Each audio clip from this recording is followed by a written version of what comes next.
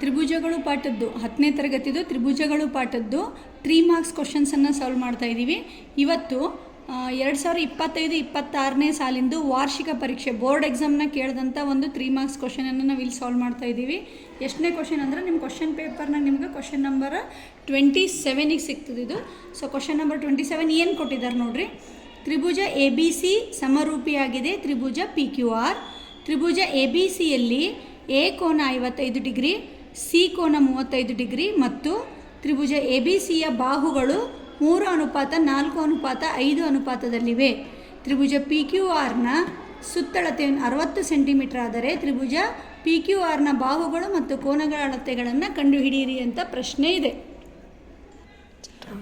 ಈಗ ನೋಡ್ರಿ ಏನು ಮಾಡಬೇಕು, ಕ್ವಶನ್ ಏನು ಕೊಟ್ಟರು ಅಂದರೆ 2 ತ್ರಿಭುಜಗಳು ಅವ ನಮ್ಮ ಹತ್ರ. ಒಂದು ತ್ರಿಭುಜ ABC, ಇನ್ನೊಂದು ತ್ರಿಭುಜ ಏನದ ನಮ್ಮ ಹತ್ರ PQR. 2 ತ್ರಿಭುಜಗಳು ಕೊಟ್ಟರು. ಈ 2 ಕೋನ ಕೊಟ್ಟರು, ಎಷ್ಟು 55 ಡಿಗ್ರಿ ಅಂತ ಕೊಟ್ಟರು.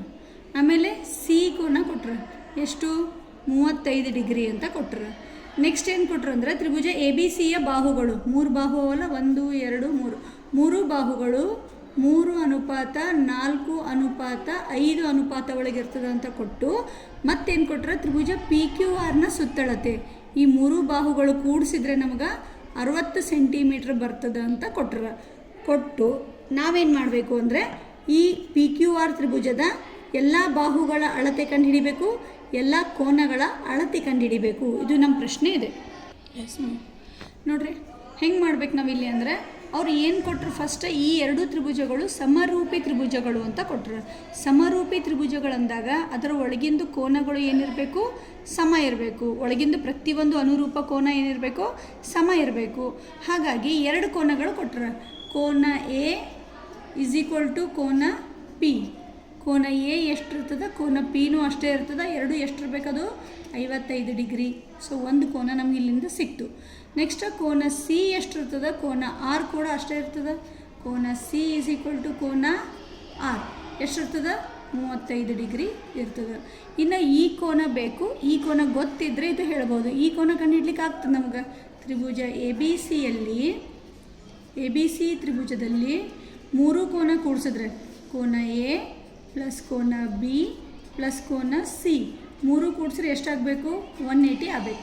A ಎಷ್ಟು ಕೊಟ್ರೆ ನಮಗೆ 55 ಡಿಗ್ರಿ ಕೊಟ್ರೆ, B ನಮಗೆ ಗೊತ್ತಿಲ್ಲ, C ನಮಗೆ ಎಷ್ಟು ಕೊಟ್ರೆ 35 ಡಿಗ್ರಿ ಕೊಟ್ರೆ. ಸೊ ಟೋಟಲ್ ಎಷ್ಟಾಗ್ತದೆ 180 ಡಿಗ್ರಿ ಸಿಗ್ತದೆ.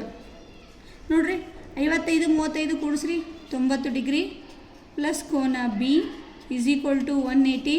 ಸೊ ಕೋನ B = 180 ಮೈನಸ್ 90 ಡಿಗ್ರಿ. ಈ ಕಡೆಯಿಂದ 90 ಈ ಕಡೆ ಹೋದ್ರೆ ಮೈನಸ್ 90 ಆಗ್ತದೆ. ಸೊ ಕೋನ B = ಎಷ್ಟು ಬಂತು ನಮಗೆ, 180 ಒಳಗೆ 90 ಕಳೆದ್ರೆ 90 ಡಿಗ್ರಿ ಬಂತು.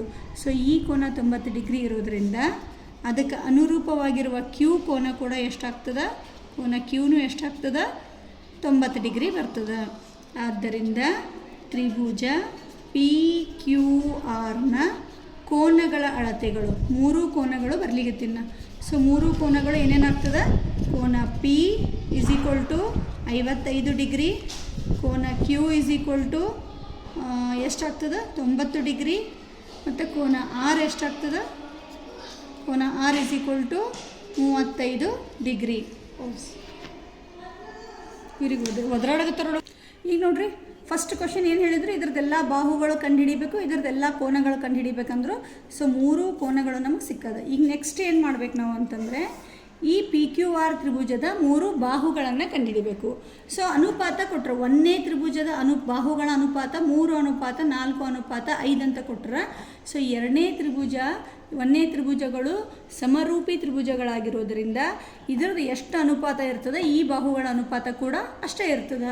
ಹಾಗಾಗಿ 3 4 5 ಇರೋದ್ರಿಂದ ಒಂದು 3K ತಗೋತೀನಿ, ಇನ್ನೊಂದು 4K ತಗೋತೀನಿ, ಮತ್ತೊಂದು 5K ಅಂತ ತಗೋತೀನಿ. ಸೊ ಸುತ್ತಳತೆ ಕೊಟ್ಟರು ನಮಗೆ. ತ್ರಿಭುಜ PQRನ ಸುತ್ತಳತೆ ನಮಗೆ ಕೊಟ್ಟಿದ್ದಾರೆ. ಸುತ್ತಳತೆ ಎಷ್ಟು ಕೊಟ್ಟರು ಅಂತಂದರೆ ನಮಗೆ 60 ಸೆಂಟಿಮೀಟ್ರ್ ಅಂತ ಕೊಟ್ಟರು. ಸುತ್ತಳತೆ ಅಂದರೆ 3 ಬಾಹುಗಳು ಕೂಡಿಸ್ರಿ.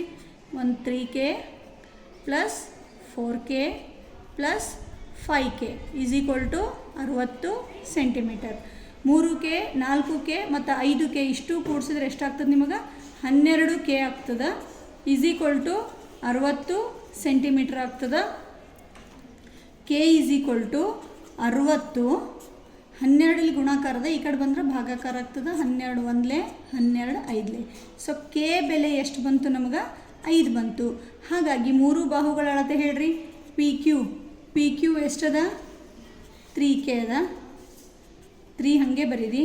ಕೆ ಅಂದ್ರೆ ನಿಮಗೆ 5 ಸಿಕ್ಕದಲ್ಲ ಇಲ್ಲಿ. ಸೊ ಕೆ ಅಂದ್ರೆ 5 3 5 15 ಸೆಂಟಿಮೀಟರ್ ಪಿ ಕ್ಯೂ ಬಾಹುವಿನ ಅಳತೆ ಬಂತು.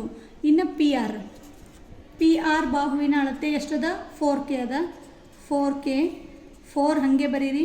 ಕೆ ಅಂದ್ರೆ 5 ಅದ 4 5 20 ಸೆಂಟಿಮೀಟರ್. ಸೊ ಇದು ಎಷ್ಟು ಬಂತು 20 ಸೆಂಟಿಮೀಟರ್ ಬಂತು. ಅದೇ ರೀತಿ ಕೊನೆ ಬಾಹು Q R. So Q R ಬಾಹು ಏನಿದೆ ಅಲ್ಲ, ಸೊ ಕ್ಯೂ ಆರ್ ಬಾಹು ಎಷ್ಟದ 5k ಅದ. ಸೊ 5k ಅಂದ್ರೆ 5 × 5 ಈಸ್ ಈಕ್ವಲ್ ಟು 25 ಸೆಂಟಿಮೀಟರ್.